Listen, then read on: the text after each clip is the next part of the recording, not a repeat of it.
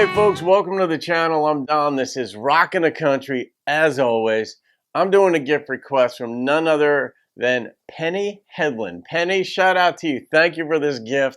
And it's Kris Kristofferson's Loving Her Was Easier. I don't know this song. As far as I know, every so often it'll happen I don't think I know a song, and it turns out that I do. I just didn't know it by that title. So if you're new here, I didn't grow up on country. I came to country maybe about 10 years ago, and that was Nashville country, so it was more pop stuff. But I mean, Miranda, Merle, Alan Jackson, those folks, well, Alan has some pop stuff, but mostly just like that traditional feel or genuine traditional stuff. Now I'm into traditional bluegrass, Texas, you know, the red dirt scene, Western, all that. So if you're new, welcome aboard. That's what you can expect. And it's a friendly channel too. So Penny Hedlund, who requested this, case in point, sweetheart of a human being. So here we go.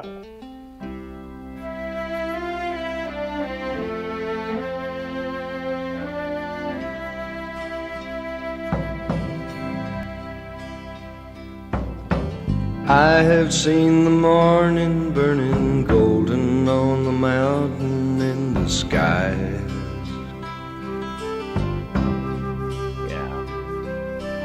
Aching with the feeling of the freedom of an eagle when she flies.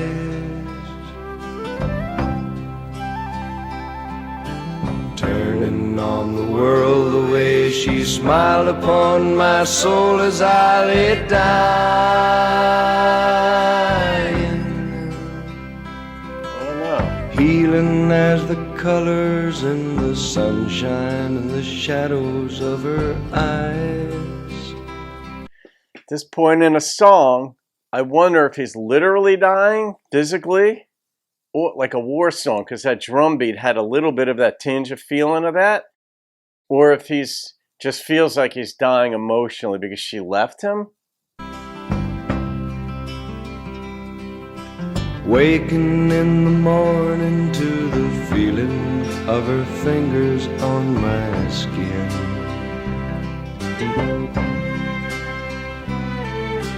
Wiping out the traces of the people and the places that I've been. Man, he could write.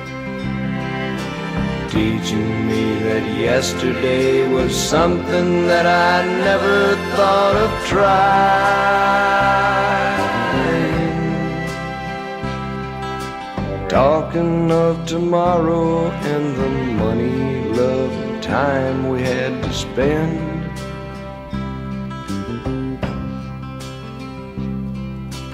Loving her was easier than anything I'll ever do again. I love that side of it. Coming close together with a feeling that I've never known before in my time. It's so good. She ain't ashamed to be a woman nor afraid to be a friend.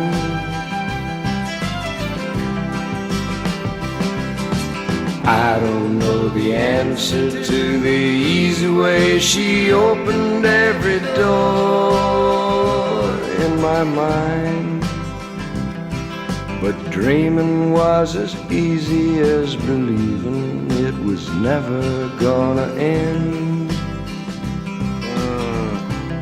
Yeah. And loving her was easier than anything I'll ever do again.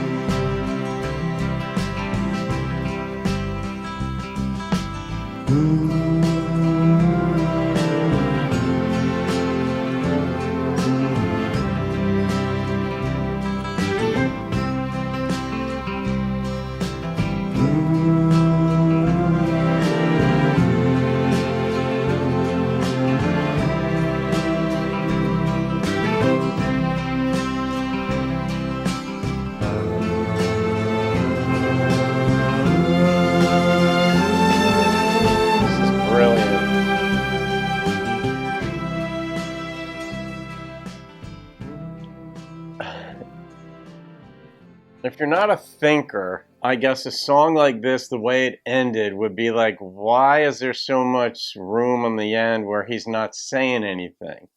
That is absolutely deliberate.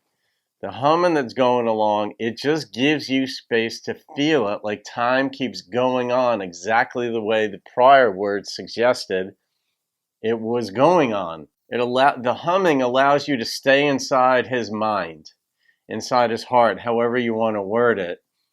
Without the humming, it just seems like a really long fade. But with that humming, it's like, it's just going on, just the way I said it. He's a master observationist. Is that the word? Observationist? Observer. Master observer of life. Because those details just aren't normal.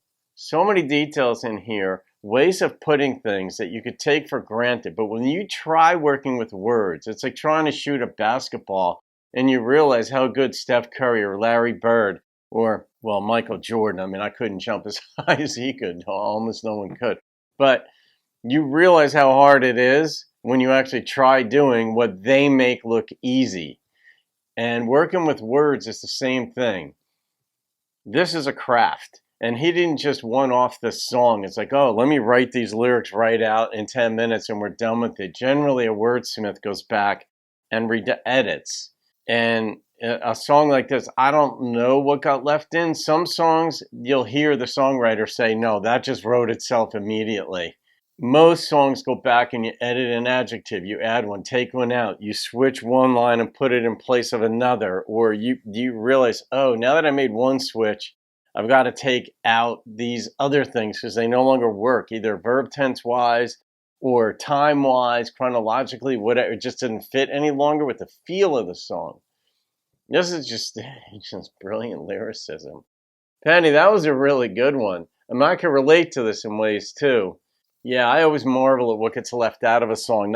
I marvel at what goes in one because I'm like, I never would have thought to put it that way. It wouldn't even have dawned on me, which is why I feel like a second grader sometimes when I hear certain songs. It doesn't matter who the songwriter is. I don't care if somebody's in high school. If they write lyrics that just shock me, I just look up and I'm like, wow, you are brilliant because you came up with that. I don't care who the you is. The Kris is obviously known for his songwriting. He was a Rhodes Scholar, things like this. So, all right, Penny, this song could have been even a crossover hit because they could have played this on soft, easy listening radio, not just country. The number that popped into my head was a 9.7. That's the number I go with. I'm beholden to the number that pops into my head. So there it is. All right, thank you again, Penny. You all can thank Penny for that one, too. That was just a beautiful, beautiful treat of imagery and real life. All right, have a great day. See you on another video. Keep rocking the country.